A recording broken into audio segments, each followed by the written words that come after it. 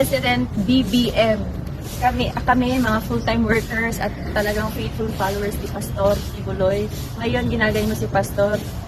Nananawagan kami, bumaba ka na sa pwesto mo kasi you are not worthy sa aming respeto. Si Pastor Julius man na si Pastor, di ba? Amen. Pero nawala na ng respeto sir dahil sa grabe na kademonyong ginagawa ninyo kayong mag-asawa.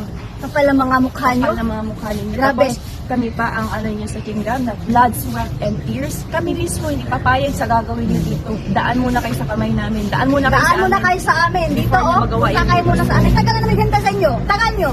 Bumaba na kayo dyan. Kung hindi, kung kang babae ka, nagtutog ng tiyan mo, kalad ka rin ka namin dyan. Tama. Kapal Kaya ang mga, mga mukha nyo. kaya mga kababayan, mga Pilipino, gumising na po kayo. Demonyo na Sama-sama po tayo ang nakaupo sa pwesto ngayon. Demonyo na nakaupo sa Malacanang.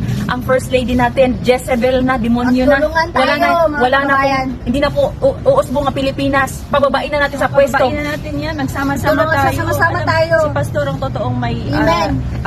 nationalistic at patriotic sa bansang Pilipinas. Imagine mag-aalay si Pastor ng Ng buhay buhay. para lang masave ang country natin. Tayo, sunod tayo sa yapak, natin, yapak mga kababayan. natin. Mahal na Pastor kasi pure love ang ginagawa ni Pastor yan. BBM na yan, mga traidor yan. Walang mga ibang asawa ginagawa niya, yan, mga mga yan. Romualdez Binodo na lang yan. Pilipinas. Lahat tayo mga kababayan. Resign BBM! Resign BBM! Resign BBM! Alam niyo mga kababayan, nakakaawa itong mga babaeng to, no?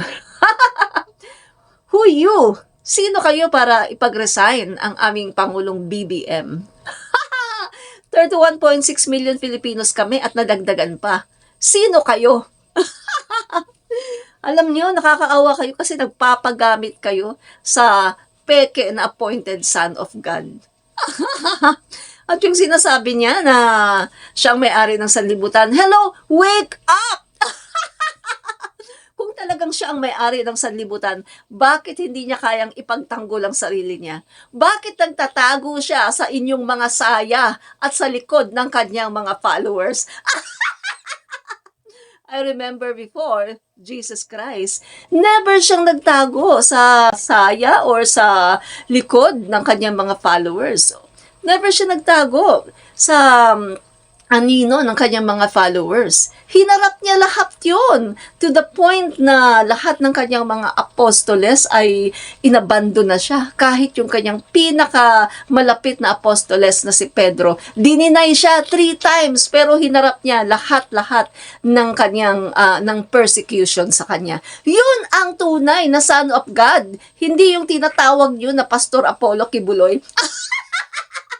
You blind followers, kayo, dadaan kayo sa aming mga bangkay. Galawin nyo lang ang aming Pangulo. Tingnan natin kung ano ang mangyayari. Diba? Sige, pinagbabantaan nyo ang Pangulo namin, ha? Pinagbabantaan nyo ang First Lady namin. Tinatawag nyo na Jezebel. Excuse me, sino ba ang maraming reklamo na di umano ay nanggahasa? Na di umano ay naguutos na magpalimos pagkatapos sinasaktan yung kanyang mga tauhan na hindi nahihit yung kanilang target. Hello, sino ba ang may patong-patong na kaso tungkol sa sex trafficking? Pagkatapos sasabihin nyo, yung inyong Apollo Kibuloy ay mabuting tao. Hello, magunos dili kayo, no? Kung talaga mabuting tao yan, inyong pastor, no? Bakit hindi siya humarap at talagang sagutin niya yung mga akusasyon sa kanya? Hindi yung nagtatago siya sa inyong mga likuran. Nakakaawa kayo!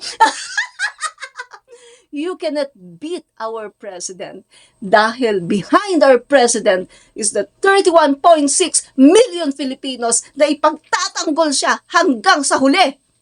Tingnan natin yung mga sinasabi niyo sa Pangulo na